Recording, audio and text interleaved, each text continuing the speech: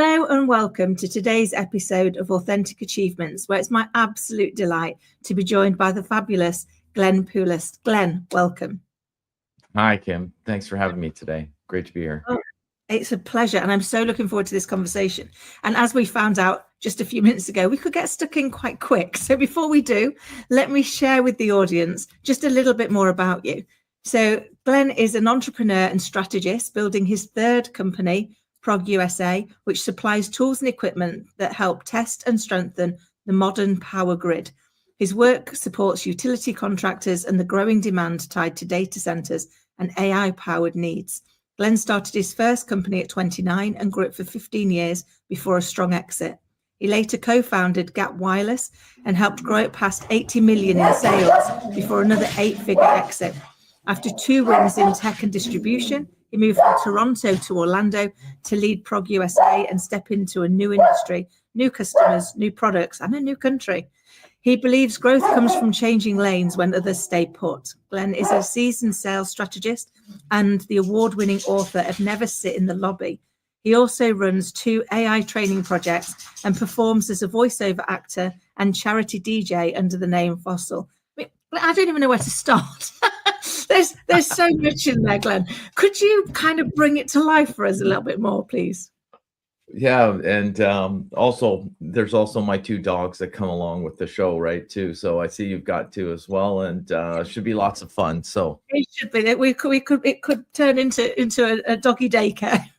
Yeah, mine are being good at the moment. So thank you. And well, with Frenchies, you never know. So. I'm sorry, I distracted myself. Sorry, what was the first question? And sorry, I was just saying. I mean, you've packed so much in, right? Changing industries, changing countries. Could you just bring it to life for us a little bit more? Because there's Sure. so much in there. Sure, and it's like, oh, you packed so much in, or are you just getting old, right? One or the other, right? So, yeah. So, I've been doing basically the same thing for my whole career, sort of a sales, either in sales or running sales companies.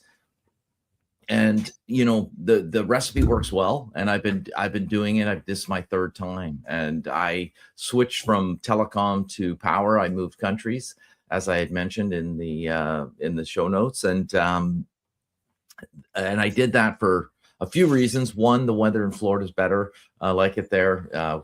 Winters in Canada are very cold and they're very long. The secondly, I sold my business. And so when you sell your business, you can't compete with the company that buys your business.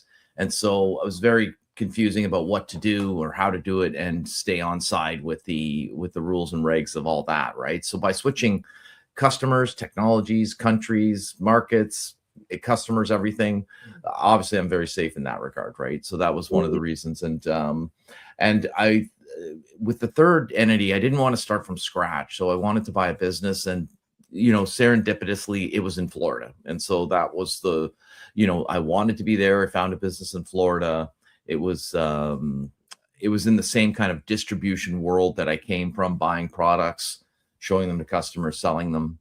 And that's kind of how it all works. So I've kind of been, exercising the definition of insanity, but, doing the same thing over and over again, and hoping for the same or better results, basically. So. I love that. And I expect what you found is a system, isn't it? You found a process and a system that works, and then proven that even if you mix up the industry, mix up the country, the principles of the system remain the same. Would that be fair? It's really right on the money. That's exactly, like, for instance, I didn't go into selling SaaS or something else like that, right? I just changed the electronic technology that I was selling, but otherwise it was identical kind of business, right? And typically the value add is you approach companies from around the world that need a technical sales force in your local market. You import their products, you show them to customers, you support them. Maybe you're doing repairs and service calibration, things like that. And, it's one of the oldest games in town, and it's a great business. And you can do the same thing. It is the same model. And the same processes. You just need to learn the customers and the technology, and you're off to the races, right? I love that, because I think, often I know in my own career, I moved industries a number of times. People are like, that's just not done. And I was like, why? I'm a leader, and therefore people are people, irrelevant of whether or not they're in this industry or that industry. They are still people, and we need to understand what they want, understand their needs, and then try and meet them, whether that's the people that work for us or the people we serve. And it sounds like that's kind of what you've just done. And if I look at the last comment around you had to get to know the technology, and you had to get to know the clients. So it is getting to know that human element, isn't it? That's right, exactly. And one of my favorite sayings, it's kind of the subtext of the book that's not written on the cover, is how to get, act, and stay in front of your customers, and to be a pleasure to do business with always. And that's really just what I'm trying to figure out, is with the changing world we live in, and the way people are sold to and want to be sold to, how to get in front of them, how to stay in front of them, and how to act in front of them, most importantly, right? And you always want to be a pleasure to do business with, so they'll invite you back a second time. Especially when you're dealing with big customers, it's not a one and done. So if you upset them, it's not a good thing. They won't invite you back, right? So it's very important you're a pleasure to do business with. I love that. And I often say, that I got my greatest leadership lessons from being a hairdresser, because there they taught you had to listen to what the person really wanted to achieve, help them to achieve it, and have them leave you feeling the very best version of themselves, because if not, they won't come back. Amazing. And that was came to me when I was thinking about what you've just said. Then it's about, nobody wants to go to a hairdresser. It's not a pleasure to be around. So that's for sure. That's it. So you've got to try really hard to make sure that you are delivering a great experience. And I love that you're doing that same thing in something that might be outwardly looked at as not a requirement. You're selling stuff somebody needs, and it's it's in that utility space. There's often a feel that areas like that can be a little bit less people centric, and yet they're not, aren't they? They are, because everybody you interact with is a person. Yeah, I mean, I realized quite a while ago, and it's stuck with me, is that I had, in Canada, my old business, and now where I am now, I have formidable competitors, and they're successful in their own right. But the one key difference is they're not a pleasure to do business with. And now they're still making lots of money, right? And their owners must be happy, and everything is fine. But the way it resonates with me, and the way I like to, just the way I like to live and be. I like the other one. I like to, have a profitable business that's doing well, but also be a pleasure to do business with, so that when people see me, they want to invite me back. They like spending time with me, etc. And, it's a simple thing, but it's really stuck with the customers, and they've always reflected on that, and they've always said that. So we kind of built my last business from the ground up, and I'm trying to bring that same philosophy, to my latest company. I love that. I think it's so important, because in the world, and I'd love to get more details from you on this, but in the ever-evolving world of AI and digitalization, and the speed with which we're working, I have a belief that actually we need to be even more focused on human connectivity and the experience that we create, because that's the thing we're all craving now, isn't it? Is that something real? I love AI, use it all the time. But actually, it's about how do we really turn the volume up on that human connection, and that's the part we're talking about, isn't it? In that the experience that the person's got, the fact that you're a pleasure to work with, is the bit that's different to those other elements. You can create something in technology, and somebody else can replicate it 100 times, but actually the experience that you give, the value that you sit behind, that says, actually, I want people to go, I like spending time with Glenn. I'd invite him back. That bit is the human part of you, isn't it? Right. For sure. And a lot of people are like, well, how do you do that? Right now, I always like joke or like to say, like, well, just don't be a pain in the ass, right? Because that's what most people that are not a pleasure to do business with are, right? And so it's kind of like avoiding that at all costs, right? But you know, you build in little tips and techniques, listening, like you said in the hairdressing analogy. Yeah. That's a huge part of it, right? People want to hear the sound of their own voice, not so much somebody else, you know, ramming facts and figures and features and benefits. You know, they want to hear the sound of their own voice, and they want to know how it's going to make them feel when they move ahead with products or services that you offer. Yeah. I love that. That's so true. Because if people do want to be the center of their story, and when you give them that space, when you genuinely listen to them, they feel valued, they feel seen. Right. And I think that's one of the things most of us want, isn't it? To just be seen Absolutely. Yeah. on some level. I know you do use a lot of AI in your work. Can you share with us how you use it and what simple tools you recommend can help leaders and teams improve fast? Sure. You know, I mean, the most obvious one is that you know, when I get complicated or you know, sort of detailed questions from customers, the very first thing I do is I actually run them through an AI, you know, LLM, like typically Chat GPT, you know, or one of the other ones, right? And ask it what it thinks in the areas of concern and where I should be focusing on, and then helping me to come up with solutions to whatever they're suggesting. And it's not a cut and paste thing where you're just, oh, you know, you paste it in, then you paste it out. Or I have a little bit of a side story, but a funny story where Yeah. I'd seen a post on something, and I wanted to make kind of a thoughtful comment to it, but I didn't really have a lot of time. And I'll be honest, I didn't really have a lot of inclination. So I basically took the post and I pasted it in, and I said, hey, you know, give me a nice post to say back to this person, right? And so it came back, and I did read it over. You know, it wasn't just a simple, but I pasted it in.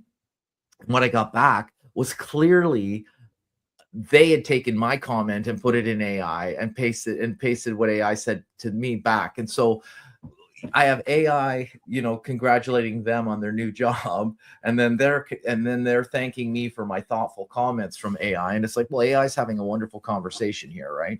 And so you do want to be careful of that, right? And people have the pretty good AI detector now, and so you want to be monitoring for that. But the main areas that I do it is to looking for more opportunities where I'm missing them, right? Because I mean, we do certain technical things, and we get down this road of thinking, well, we can bid on these kind of things, but AI helps you to broaden your senses and look at more things. And a lot of what we do are big projects, like big deals for equipment, and they have RFPs and government contracts and things like that. And you can only respond to so many when you have to read 100-page documents. But Yeah. when you use LLMs and to help you analyze all the important points, figure out what the keys to responding to it are, you can respond to a lot more. And that's where I'm spending the most of my time is developing techniques for doing that, so I can find more deals and respond to them. And of course, and I'm trying to get, you know, sort of we call it the boilerplate piece done by AI. And so I only have to focus on the last 15% or so, which is the pricing and the, you know, and some of the softer points that I have to try to win the business. And the other area, of course, is looking for names, numbers, people, titles, things like that. It's amazing for doing that, right? And what I'm not doing is I don't have somebody like having conversations with my customers on LinkedIn and trying to make me meetings. And I found it to be virtually impossible because of the technical nature. It's very hard to have a reasonable conversation with an electrical engineer that, you know, that they're realizing that's genuine, right? And so I'm not using that. But for a lot of the printed and material that I have to produce, it's really increased my productivity. I love it. I must admit, I use it. I've got it on my phone, and I'm really down for being seen at the school run, drop off and pick up while I'm waiting. Just going, oh, I've got all of this that I need, like from a meeting that I've been in. Here's all my thoughts. This is what I'm thinking. Can you now structure it for me into a sensible output? So I'll look at it for 10 minutes, and then it will actually structure it into something I can share with the person. Right. That looks more professional and less like less unformatted, or helping you with for me, one of the things is helping me with the design of something, because I'm quite good at what I want to say, but not always good at how I want to lay it out, and it's really helpful, can't it, in helping you share, even down to design things, right? Put an image here, put bits there that can be so helpful. I think sometimes we're a little bit scared of AI, and there's a lot of people who are obviously concerned that what does it mean for them and for their role, for their longevity in work. But I think from the examples you've shared, it's about how you augment what you're doing with it. It's not taking over what you're doing. It's just going to help you do bits of it faster. Would that be fair? Right. Yeah, absolutely. For sure. And I mean, you can, if I'm trying to write the newsletter for the month, right? I can start thinking up like, whoa, what's the hot product? What vendor of mine has got something that's interesting or whatever. But I can also put it into an AI and say, hey, can you give me 10 topics to think about to present this month in the newsletter? And a few seconds later, I've got 10 topics, and I think, oh, I never even thought of talking about such and such, right? And then it's like, okay, what points would I elaborate on in that stuff? And it just sort of like feed, and you might think it up later, but I mean, I don't have enough time to think as fast as AI can think, right? And so it's amazing for increasing your productivity and coming up with more ways to look at things, right? You might think of 2 or 3 things, it'll give you 10. Is what I'm trying to say. Like you say, those then prompt your thinking further, don't they? Exactly. So they generate another 3 or 4 because that's made you think about a situation in a different way. So, Glenn, there's so many things to go through, but can you talk to us a bit about Never Sit in the Lobby? I love that. What a great title. Right. So you mean the meaning behind it and how I came up with it, or kind of the concept that you're getting across, as well as. So I went into sales. I failed as a civil servant in the Canadian government as an electronic technician in the 80s, and my boss said I would be better off in sales, and so I took him at his word and got a job in sales, and headed out on the road selling again electronic gizmos to the high-tech electronic industry, right? And I started going on sales calls with my co-workers, the owners of the company, mentors, and I started realizing that a lot of them had little things that they did over and over again, like little tips and tricks and ways they governed themselves and the way they behaved.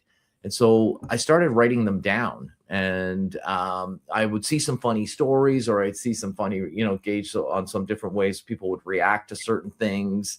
And so I'd start naming them after people. And I had this book, which I still have. It's a leather bound kind of notebook. And I just started storing the stories of how to be a salesperson. Right. And over the years, I started sharing them with people, and people would joke, oh, you should write a book, right? And of course, I never actually did until, years later when the pandemic came along and I didn't have anything else to do, being locked up. And I thought, hey, I've got this entire book of all of these different tips. I think I have enough, and I've thought of each one as a chapter, and I came up with the top. It's really 57 tips, right? Yeah. And of course, there's a lot more in the book, and and the tips branch off into other sub tips and things like that. But that's the genesis of the book, and I wrote it during the pandemic. And you can flip to any page in the book, read a tip, and put it down, and pick it up the next day and read a different tip. It's not a process or a system you have to go through in order to get the it's just really a set of rules that I kind of follow by, and it covers everything, not just really selling in the obvious sense, but how to build proper rapport with people, how to behave in a public setting, when to say yes, when to say no, something even as simple as where to sit at lunch or dinner, right? I learned through, repetition and through example, these things, and I share all those things, right? People are like, I never would have thought of that. Like, why is that important? Well, it is important if there's a bunch of people at a table and you don't want to be stuck beside the boring guy, right? And when the CEO is at the other end of the table sharing life-changing tips, or cutting deals with someone else, kind of thing, right? Yeah. It's so true. There are so often they're the things that we don't think of that make the biggest impact, isn't it? Right. And having people that can share their lived experience and their learned experience that goes actually from watching and observing and seeing the successful application of these in multiple places by multiple people gives you that confidence that actually these are worth following. Right. They're worth giving it a go. And so what would you say is probably, if you could share like your top 2 tips, what would they be? Well, of course, one of them's never sit in the lobby, right? It's the title of the book, right? Everybody's like, what does that mean, right? And I'm like, well, when you sit in the lobby, you end up getting on your phone and you get distracted. And the person walks in and, kind of like distracts you, right? Because you were just, has to bring you back to state. And it's not a good look, right? Remember I said at the beginning, being a pleasure to do business with is not being a pain in the ass, right? And so when you're, like that's just not a good look when the customer comes in and you're not even ready for them, right? So I learned a long time ago, you want to be standing in the lobby, show up on time so you don't have to stand there for long, right? And wait for them to come in so you can greet them promptly and efficiently. You don't have your phone out. You're not like taking shopping lists from your spouse or something like that. And, there's another little rule that goes right along with it, which is always have something in your hand and something in your mind. And what that means is as you're greeting them, you're kind of like shaking their hand and greeting them, and then you're kind of handing them something, which a lot of times is one of the reasons on how you ended up getting them to come to the lobby to see you, right? Maybe they asked for a quote, maybe they asked for literature, or maybe you're giving away Stanley mugs this year for Christmas, or, mouse pads or pens, or, Rubik's cubes, or, companies are always giving stuff away, right? So always have in your hand and always have something to ask them, tell them, or share with them, or to engage them immediately in a conversation. So it's not about the small talk and the pleasantries, right? I'm always warning people against this, be careful about all the hi, how are you, how was the weekend, I mean, that stuff can for a lot of people, especially in business, can be super painful, and it's negative rapport. It does not build rapport, in my opinion, right? And so, and then, another little tip that comes, and I love sharing this. I've shared it a lot, but, it's right after, you had something in your hand and your mind that you shared, right? You always ask them for a mini tour, right? And people kind of laugh at me and they're like, what's a mini tour, right? And I'm like, well, a tour takes all day, right? A mini tour, and I learned that specifically that I had to call it a mini tour because it breaks the state of I just want a quick look at where you're going to put to use whatever the reason I'm in your lobby is for, right? Like maybe I sell human resources software or something like that, right? Maybe can I get in to meet the team, or maybe I sell production equipment, or maybe I sell warehousing, packaging equipment, or racks, or I could be selling anything, but you want to see where it's going to go and how it's going to be used, because that's where you learn the magic of who are they using now, who are they evaluating now, and where do I fit in the hierarchy of whether I'm not or going to get the business. In other words, let's say you walk in and you sell something and they give you the mini tour, they take you to their section, and they have 9 of the top competitor, right? Chances are you're probably not getting the order. You're giving a quote that's going to keep IBM or Hewlett Packard or whatever, the big guy they've been buying for 20 years honest, right? And you can gauge your behavior after that. And of course you just want to get behind the facade of the, like the Wizard of Oz, right? You want to get behind the curtain and see how the business really runs, because that's how you can learn and, learn to sell. And you might also see, hey, I didn't know they had this other department that also buys things that we sell, and so that's sort of where the magic happens is on the mini tour, right? I love that. It's so true. There's, of course, more, and I love them all, right? So for me, it depends on what mood I'm in, on which one I'm going to tell you are the best. But yeah. But they are really good ones, because I think sometimes, once you can get inside an organization and get a bit of a look around, then you learn so much more, don't you? When you can see engaging. Just before you go to your next question, the one that also goes along with that little litany of never sit in the lobby, something in your hand, always ask for a mini tour, is people are like, well, what if I'm 15 minutes early because I like to be, I don't want to stand for 15 minutes, right? I go, that's perfect, because what you want to do is sit in your car and you want to practice the other rule, which is never forget a face, right? And nowadays it's even easier than in the old days. They used to call it the call book factor, where I had it all written down in a written book, but then I got a laptop, and then I got now I have a phone. And so what I do is I go to the account. Of course, I'm dealing with big customers, important customers with big budgets. And so I've visited them before, right? And so I go through the list of everyone I've ever met, and I remember their face. And that's the most important part, is remembering it, because remembering it in real time is, especially as we get older, takes time, right, to get back in their memory, and you get through all the clutter. And that pause is not a good look, right? You're on your mini tour, you're on your way to this new section, and Sally's walking by and she says, "Hey, Glenn, great to see you." And you're like, "Oh, hey, Sally," right? And she, there's this pause, right? And her feelings gonna get hurt from that subtly, right? Whereas it's the opposite that you're trying to generate, which is like, you're shouting her name 20 feet down, "Sally, great to see you," as she's walking, to give her 20 feet to remember who you are, so she doesn't feel bad, right? She may or may not remember your name or whatever, but later she's like, "Oh, that Glenn guy, he always remembers my name. He's such a pleasure to do business with," right? And the other thing is to build social proof with the new guy you're dealing with, who's walking you on the tour, right? Giving you the mini tour, because he's like, "Holy, this guy knows everybody."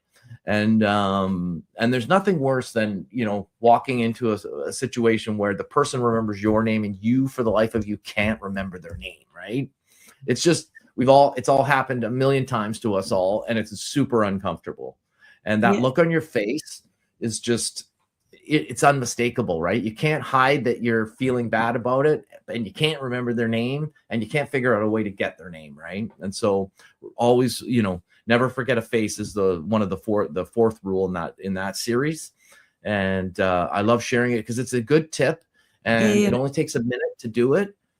And a lot of people have thanked me for it later, right? And it is a great tip, and it reminds me of a particular horror story of mine, where years and years ago I bumped into somebody in the center of town, and clearly we knew each other, but I didn't know from where. So I thought, oh, she must be a customer at the hairdresser. So I said, "Oh, how's your hair been?" And she looked a bit taken back and was like, "It's been okay." Well, it was looking lovely. And we had a bit more chat, and then we tootled off. And later on that afternoon, when I took the money to the bank to cash up, I realized she was the cashier.